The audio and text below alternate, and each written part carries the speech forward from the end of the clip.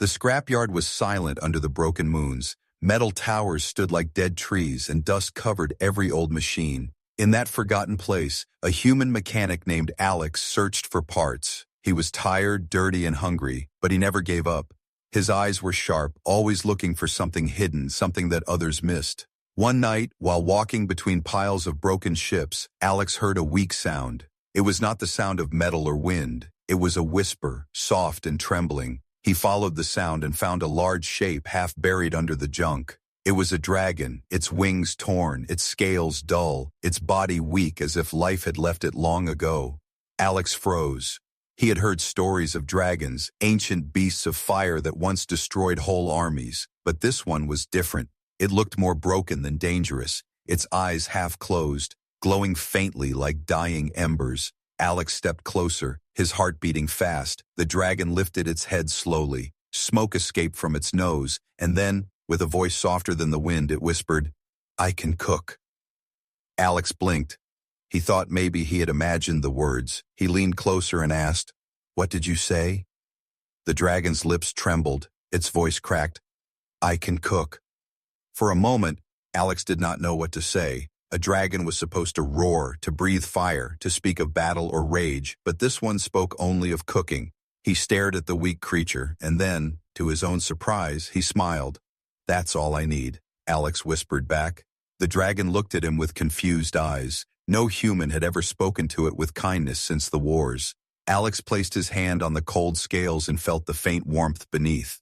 It was alive, just barely. Alex dragged broken panels aside, working for hours, trying to free the dragon from the pile of junk. His hands were cut, his back ached, but he did not stop. Each time he rested, he remembered the words, "I can cook," and he felt a strange fire in his chest. As dawn touched the scrapyard, the dragon finally stood, weak and shaking, its wings folded close, its tail dragging behind. Alex guided it to his small workshop at the edge of the yard. No one else came there.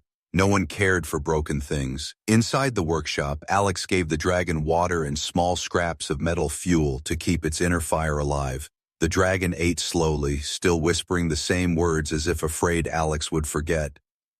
"I can cook." Alex laughed softly, shaking his head. "You are a dragon, you can breathe fire, you once shook the skies, and yet you only want to cook." The dragon lowered its head, ashamed, its eyes heavy with memories of old battles. "I do not want war. I only want to use my fire for good." Alex nodded. He understood. He too was tired of war machines, tired of fixing weapons for others. He wanted something different, something human, something warm. Days passed. Alex repaired the dragon's scales, cleaned its wings, and adjusted the broken energy lines inside its body.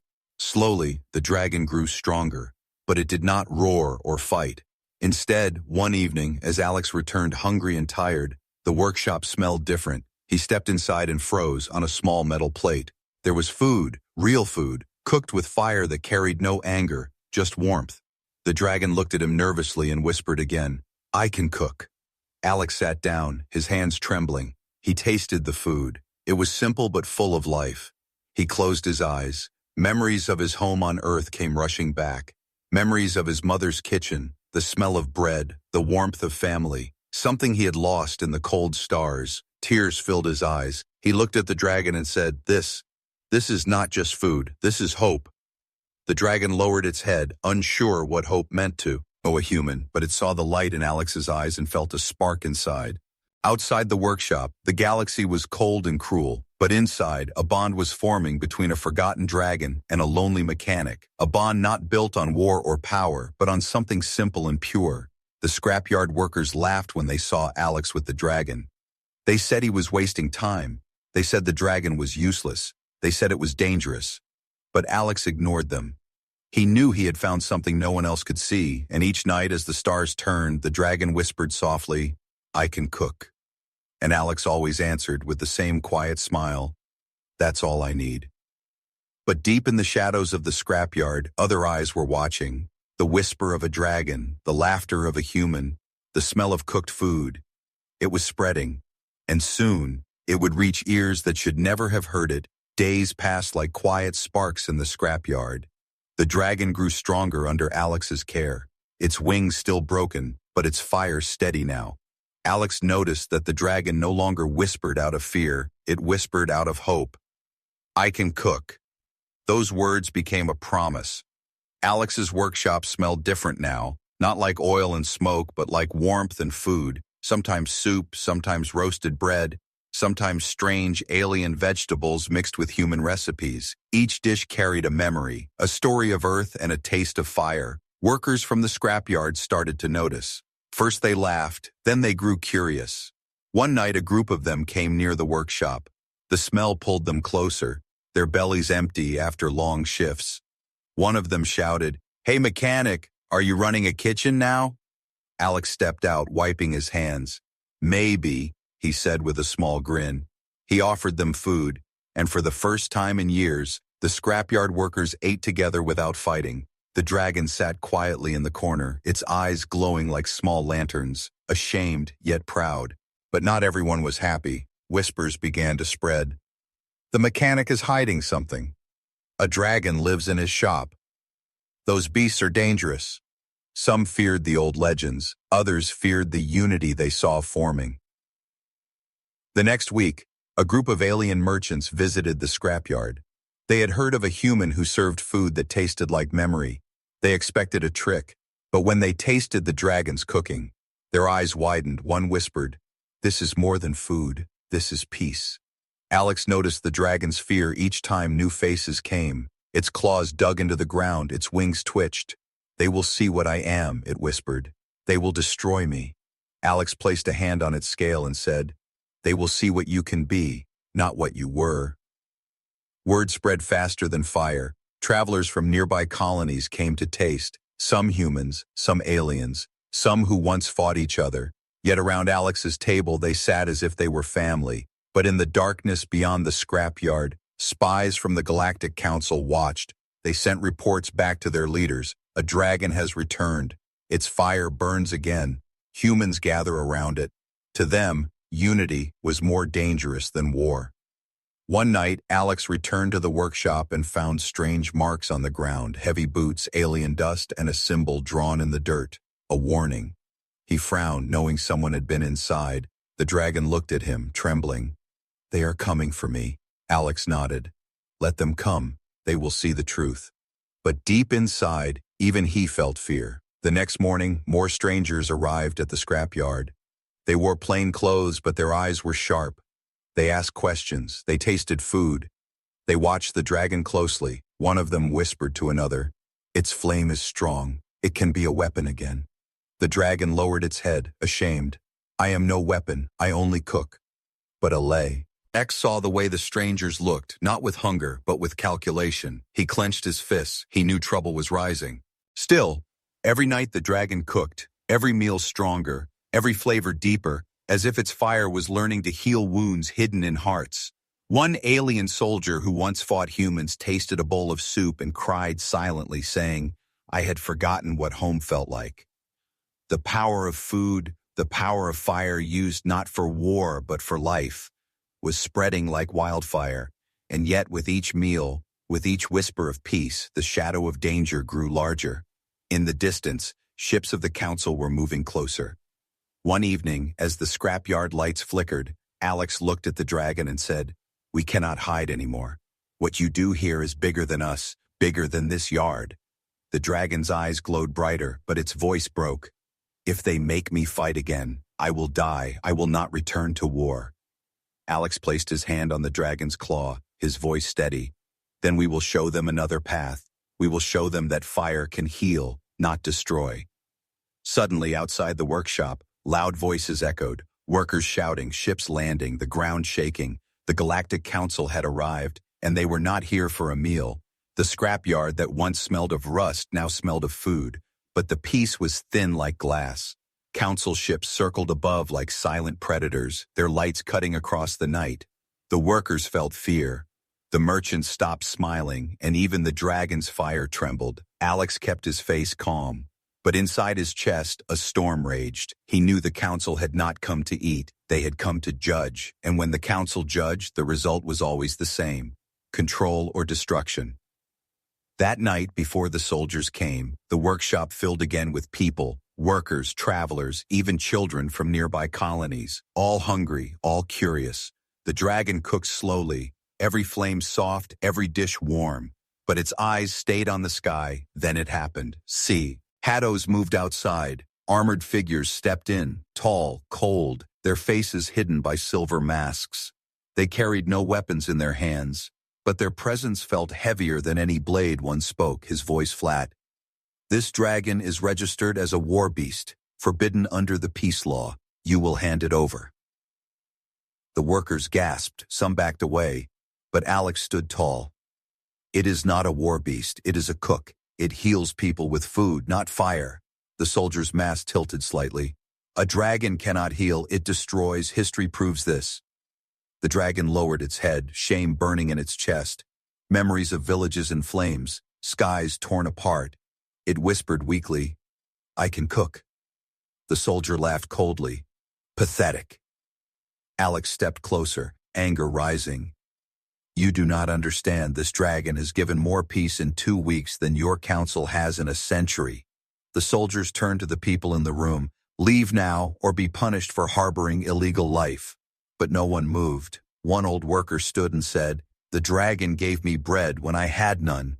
Another alien whispered, It reminded me of home, a place I thought lost forever.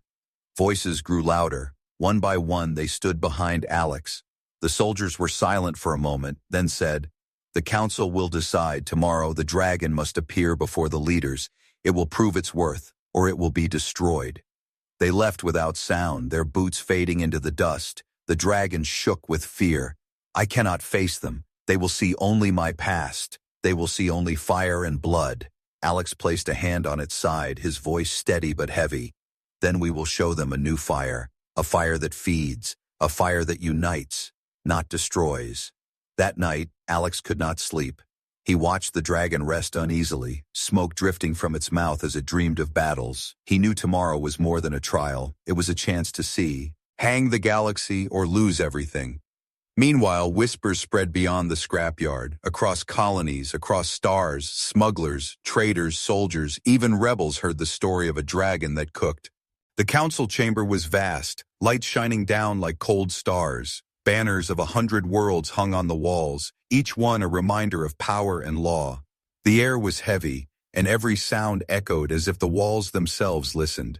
The dragon stood in the center, its wings folded tight, its body trembling though fire still lived inside. Alex stood by its side, his hands dirty from years of work, but his eyes steady. The council leader, a tall figure with golden robes, raised his hand, his voice like steel. This dragon was made for war. Its fire burned cities. Its wings brought terror. No matter what it claims, it cannot be trusted. Prove us wrong, or it will be destroyed. Murmurs filled the hall. Some leaders whispered of fear. Others whispered of curiosity. The dragon lowered its head and whispered softly, I can cook. Laughter broke out across the chamber, cruel and sharp. A cook, one alien leader said. A dragon that once burned armies now wants to roast bread. How pathetic. But the old council member, the one who had given the chance, raised his hand again. Let it cook. Let us see what fire means when not used for war. Guards brought strange ingredients from different worlds. Alien fruits, roots, grains, even metals that burned with flavor when touched by flame. Alex helped place them before the dragon. The dragon took a deep breath, smoke curling from its mouth. It closed its eyes, remembering, not the battles, not the screams, but the workshop, the scrapyard, the quiet nights where Alex smiled after every meal. Its fire glowed, not wild, not violent, but soft and steady. The flames wrapped around the ingredients, heating them with care, mixing scents of earth and stars. The leaders leaned forward, their mocking fading. The smell reached them. Strange but familiar, food that carried not only taste but memory. Alex watched, his heart pounding. You can do this, he whispered. The dragon shaped the fire with skill, not as a weapon but as an artist. Every flick of flame carving flavor, every breath of smoke carrying warmth. When the meal was ready, it stepped back, its voice low. I can cook. The guards carried the plates to the council. The leaders hesitated, suspicious. Then tasted. Silence fell. One by one, their faces changed. Some widened in shock, some softened with tears, some closed their eyes as if they had returned to lost homes. The old leader whispered, This is not food. This is memory. This is peace." But not all were moved. A young warlord slammed his fist on the table. "Trickery. This beast is dangerous. It hides its true fire. Destroy it before it rises again." Soldiers stepped forward, weapons in hand. Alex ran in front of the dragon, shouting, "No, you will not touch it. This dragon has shown more humanity than any of you." The chamber filled with chaos, some leaders shouting for peace, others demanding destruction. The dragon shook, fear building, its fire flaring by accident. Soldiers raised their guns, ready to strike. Alex turned to the dragon, his voice sharp but calm. "Control it, remember. Your fire is not for war. Show them your true flame." The dragon's chest glowed, fire rising inside, the memory of war pressing against it. But then it remembered the workshop, the laughter of workers, the tears of the alien soldier who tasted soup. Alex's smile, instead of roaring fire, the dragon breathed a gentle flame into the air, shaping it into a vision. The fire painted pictures, children eating together, humans and aliens sharing food, enemies sitting side by side with no weapons, only bowls in their hands. The chamber went silent. Every leader watched the flame art dissolve into sparks. The warlord froze, unable to speak. The people in the hall whispered in awe. The old leader stood, his voice firm. "This dragon is no longer a weapon. It is a healer. Its fire carries no destruction, only unity. You cannot deny what you have seen." Suspense filled the room. Would the council agree, or would they silence the truth? And then, from the shadows of the chamber, another voice rose, cold and hidden. "Or maybe this dragon is more dangerous than ever, for a fire that unites can burn empires to the ground." Everyone turned. Soldiers moved. Alex felt a chill. He knew the real danger was not just in the council's decision, but in the enemies who feared peace itself. The trial was not over. It had only just begun. The chamber still shook with whispers. The vision of fire and peace still floated in the minds of the leaders. Some wanted to believe, others feared it. Alex stood beside the dragon, his fists tight, his heart heavy. Then the old leader spoke again, his voice strong. "We will not destroy this dragon yet. Instead, we demand a trial. Let it cook for us all. Every world, every species represented here will taste its fire. If it fails, the law will strike. If it succeeds, we must admit that change is possible." Guards carried more ingredients into the hall, strange roots that glowed faintly, rare grains from desert moons, crystal spices that sparked with light. The dragon looked at them nervous, its claws trembling. Alex whispered, "You are not alone. Cook as you do for me. Show them who you are." The dragon breathed deep, fire gathering in its chest. It began to cook, the flames soft at first, curling around the strange foods, sparks leaping like dancers. The smells spread across the chamber, alien and human scents mixing, turning into something new, something powerful. Leaders leaned closer, silent now. The warlord who hated the dragon scowled, his hand tight on the table, but even he could not look away from the glow. Then, without warning, the lights in the chamber flickered, shadows moved at the edges, and a loud crash echoed. Saboteurs broke through hidden doors, masked figures rushing forward with weapons raised. Chaos exploded, soldiers shouted, leaders screamed, some tried to run, others hid behind shields. The saboteurs fired blasts of energy toward the dragon. Alex jumped in front, pushing the dragon back. "No," he shouted, his voice cutting through the noise. The dragon trembled, its fire flaring uncontrolled. The saboteurs grinned, waiting for the beast to lose control, to burn everything, to prove it was still a monster. The dragon closed its eyes, shaking. I cannot hold it." Alex grabbed its claw, his voice sharp but full of faith. "Yes, you can. Your fire is not for death. Remember the scrapyard. Remember the bread. Remember the faces of those who found peace in your food. You are not their weapon." With a roar, the dragon turned its flame not at the attackers, but at the food still cooking. The fire wrapped tighter, brighter, protecting the dishes even as blasts rained down. Soldiers fought back, the hall filled with smoke and shouting. The saboteurs tried to strike again, but each time the dragon shaped its fire not as a weapon but as a shield. Walls of flame that blocked attacks without burning the leaders. Then, the dragon breathed a final wave of fire across the food, finishing the meal. Plates glowing with warmth, the smell cutting through the chaos, strange, strong, unforgettable. Alex carried the first dish forward, holding it high so all could see. This is what the dragon chooses, not war, not fire to kill, but fire to feed, fire to heal. One brave leader took the plate, tasting. Even as smoke filled the chamber, their eyes widened, tears running down their face. They shouted, "This is truth." Others followed, each tasting, each struck silent, their anger and fear fading into memory. The saboteurs screamed in frustration, their plan collapsing. Soldiers dragged them away, their masks falling, revealing not Kamo in criminals but secret agents of powerful worlds that feared unity. The chamber grew silent again, only the sound of breathing. Only the glow of fire fading into soft embers. The dragon whispered, weak but clear, "I can cook." And this time, no one laughed. No one mocked. The words hung in the air like a promise. The old leader stood, his voice firm. "You have passed the trial. You have shown us a new flame. But beware, not all will accept this. Some will fear it. Some will try to kill it. For a dragon that unites can shake empires." Alex looked around the hall, at the leaders now silent, at the dragon trembling but proud, at the saboteurs dragged away, and he knew the danger was far from over. Outside, beyond the chamber, ships of hidden enemies gathered in the dark, planning to strike before the dragon could spread its gift across the stars. The trial was won, but the war for peace was only beginning. The council chamber still carried the scent of food. The leaders still felt the warmth of the dragon's fire. But the peace was fragile, like glass ready to break. Alex knew it, the dragon knew it, and somewhere in the shadows, enemies knew it too.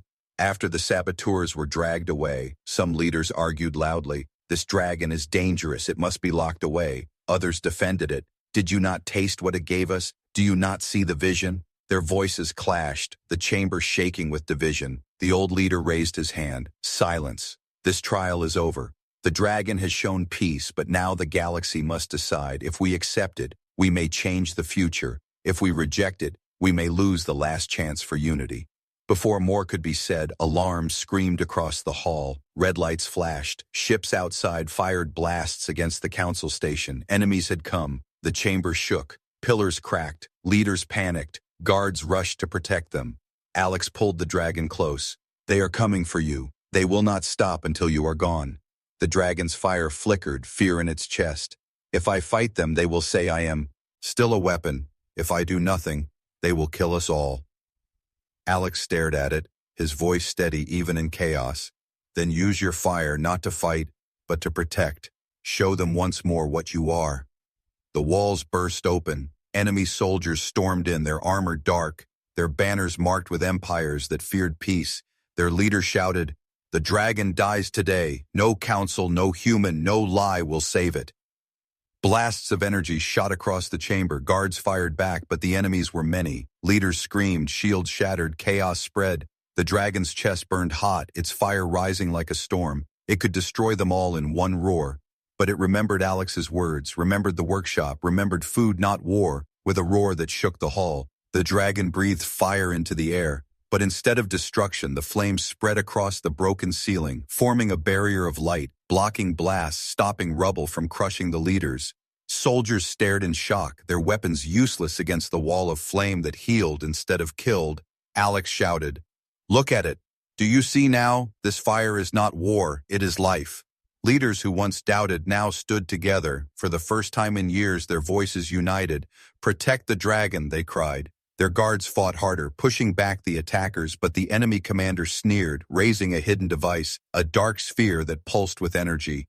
"You cannot change what it is. You cannot erase its blood. This device will tear its fire apart."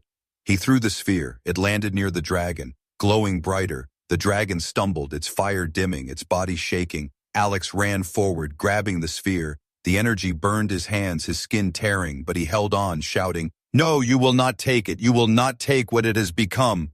The dragon saw him fall to his knees, smoke rising from his hands. His heart broke, fear turning to strength. I will not lose him, it whispered, with one final breath.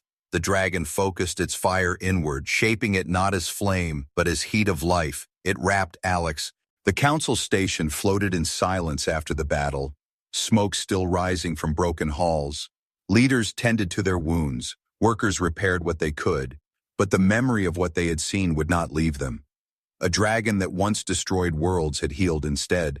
Alex sat beside the dragon, his hands bandaged, his face pale but proud. He whispered, "You did it. You showed them who you are." The dragon lowered its head, its eyes glowing softly. "I only wanted to cook, but they will never let me be." Before Alex could answer, alarms screamed again, this time not from within the station but from the stars beyond. Enemy fleets were gathering, dozens of ships, banners of empires that feared unity. Their commanders shouted across comms. The dragon must die, its fire must end before it spreads. The council panicked, their voices sharp. "We cannot fight them, their fleet is too strong." "We should surrender the dragon, it is the only way," others shouted back. "No, it is hope. If we give it up, we give up our future."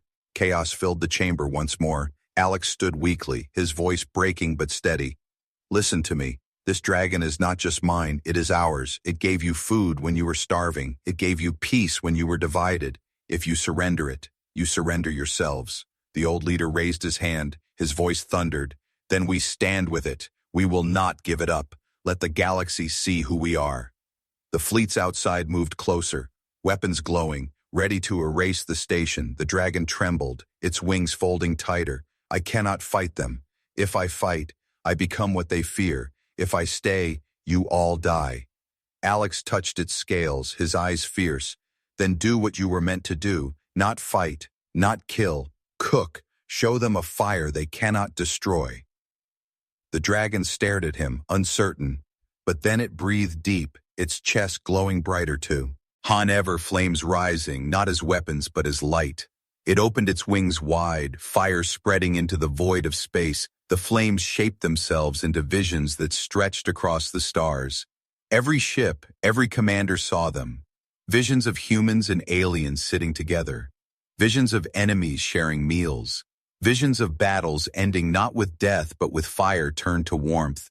The fire spread farther, carrying scents and tastes impossible in space. Ships that had come to destroy paused, their soldiers frozen as the smell of food, of home, filled their ships. One commander dropped his weapon, whispering, "This reminds me of my mother's kitchen." Another cried silently, "I had forgotten such warmth." The fleets hesitated. Their weapons dimmed one by one, their voices changed. "If this is what the dragon brings, maybe we were wrong." But not all agreed. The enemy leader shouted, "Do not be fooled, this is trickery, fire cannot heal, kill it now." He ordered his ship to fire. A massive blast surged toward the station. Alex shouted, "No." But the dragon moved first. Its wings spread, its fire shield rose. The blast struck, but instead of shattering, the fire absorbed it, turning destruction into light, turning hate into warmth. The blast dissolved into sparks that fell like stars around the fleet. Silence filled the galaxy. Ships that had come for war now floated in awe. Soldiers whispered to each other. Leaders lowered their heads, some in shame, some in hope. The old leader spoke, his voice carried across every channel. "You have seen it with your own eyes. The dragon is no weapon. It is a guardian of peace, and if you destroy it, you destroy the last light of unity in this galaxy." The fleets began to retreat, not out of fear but out of surrender, their weapons dimmed, their banners lowered. The enemy leader shouted in rage, but even his own soldiers refused. To fire again, they turned their ships away, leaving him powerless. The station stood, scarred but alive. The council chamber filled with silence, then cheers. Leaders embraced, workers cried, children laughed. Alex leaned against the dragon, exhausted but smiling. "You saved us all, not with war, but with what you truly are." The dragon lowered its head beside him, whispering softly but now with strength, "I can cook." The old leader approached, his eyes wet, his voice trembling. "You are no longer a beast of destruction. You are the flame of peace. You are the guardian of fire that heals." From that day forward, across worlds and stars, the story spread of the forgotten dragon and the human mechanic, of fire turned to food, of war turned to unity, Wherever they went, people gathered, not for battles but for meals, not for fear but for hope.